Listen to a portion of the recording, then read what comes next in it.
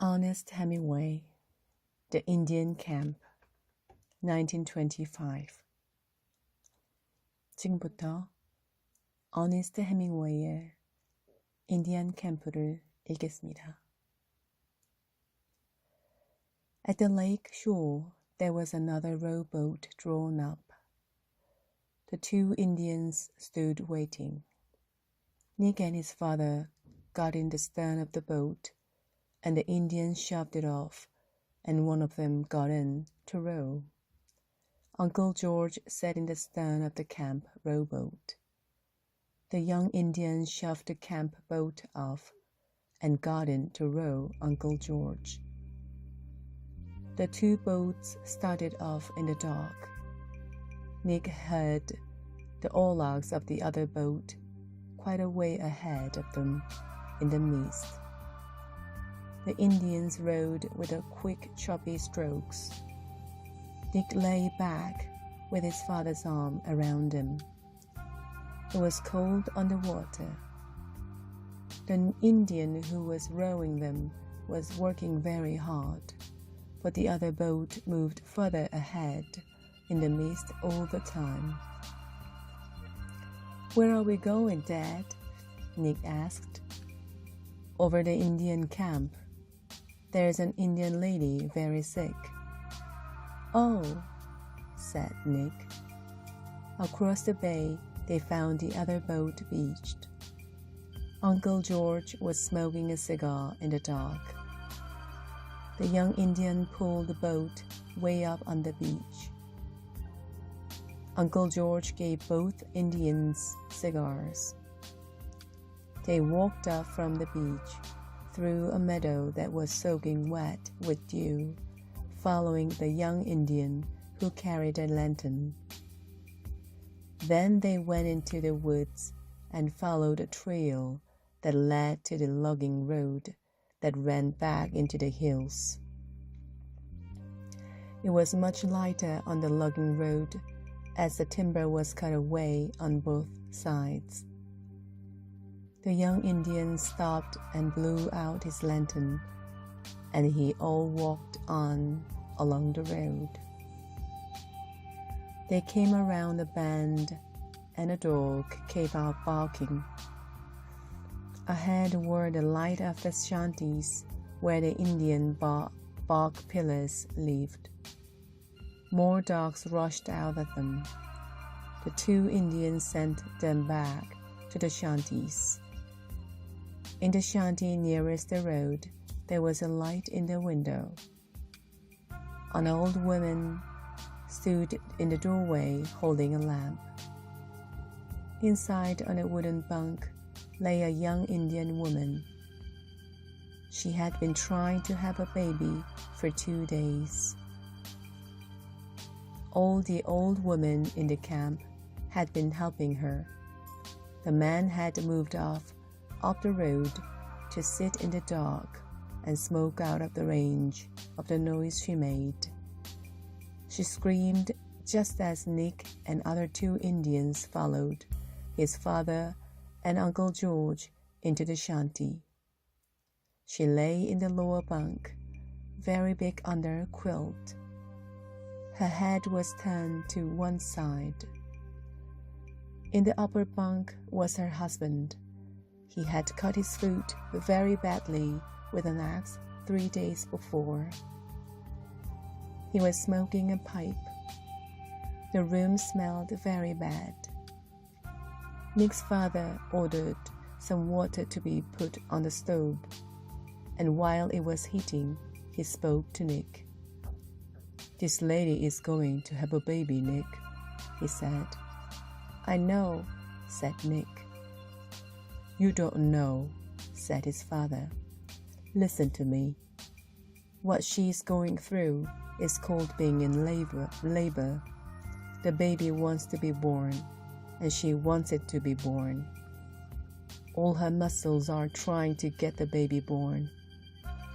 That's what is happening when she screams."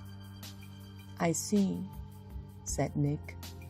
Just then, the woman cried out, "Oh, Daddy, Can you give her something to make her stop screaming? Asked Nick. No, I haven't any anesthetic, his father said. But her screams are not important. I don't hear them because they are not important. The husband in the upper bunk rolled over against the wall. The woman in the kitchen motioned to the doctor that the water was hot. Nick's father went into the kitchen and poured about the half of the water out of the big kettle into a basin. Into the water left in the kettle, he put several things he unwrapped from a handkerchief. Those must boil, he said, and began to scrub his hand in the basin of hot water with a cake of soap he had brought from a camp.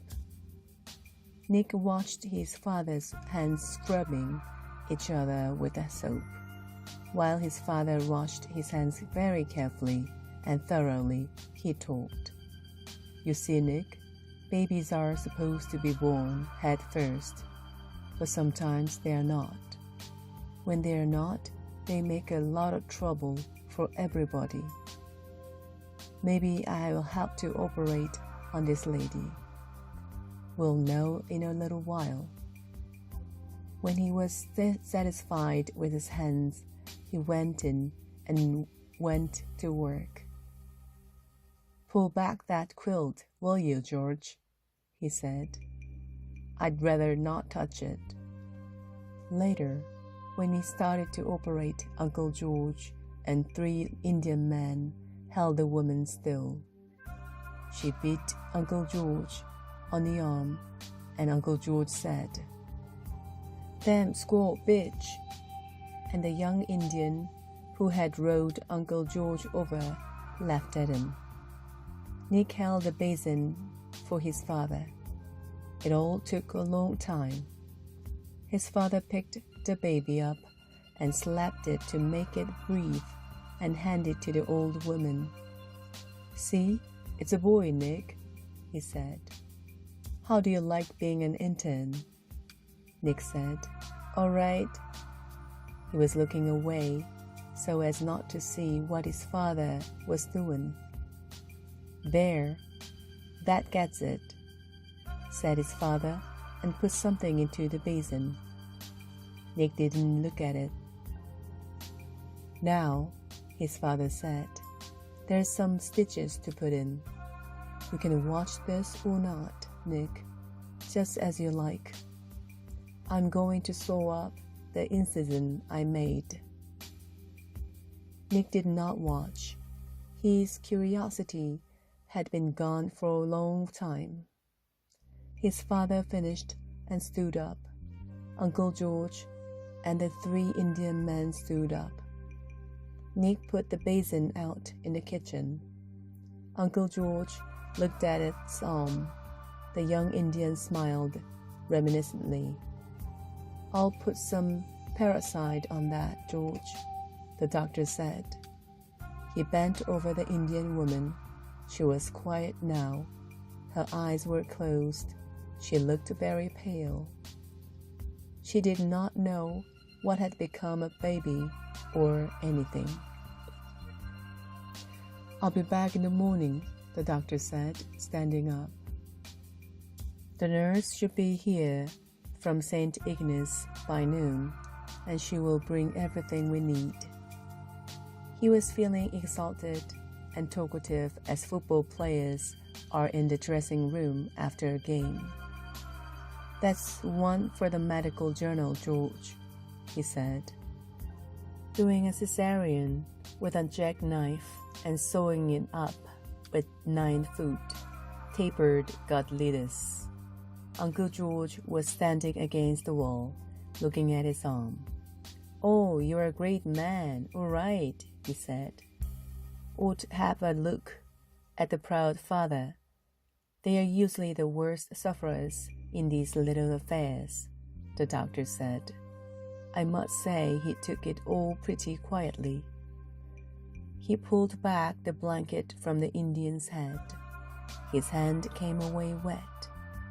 He mounted on the edge of the lower bunk with a lamp in one hand and looked in. The Indian lay with his face toward the wall.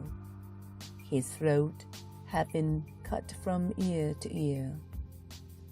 The blood had flowed down into the pool where his body sagged the bunk. His head rested on his left arm. The open razor lay, edged up, in the blankets. "Take Nick out of the shanty, George," the doctor said. There was no need of that. Nick, standing in the door of the kitchen, had a good view of the upper bunk when his father, the lamp in one hand, tipped the Indian's head back. It was just beginning to be daylight when they walked along the logging road back toward the lake. "I'm terribly sorry I brought you along, Nicky," said his father, all his post-operative exhilaration gone. "It was an awful mess to put you through. Do ladies always have such a hard time having babies?" Nick asked. "No, that was very, very exceptional." "Why did he kill himself, Daddy?" "I don't know, Nick. He couldn't stand things, I guess." "Do many men kill themselves, Daddy?" "Not very many, Nick." "Do many women?" "Hardly ever." "Don't they ever?" "Oh, yes, they do sometimes." "Daddy?" "Yes." "Where did Uncle George go?" "He will turn up all right." "Is dying hard, Daddy?" "No, I think it's pretty easy, Nick. It all depends." They were seated in the boat, Nick in the stern, his father rowing. The sun was coming up over the hills.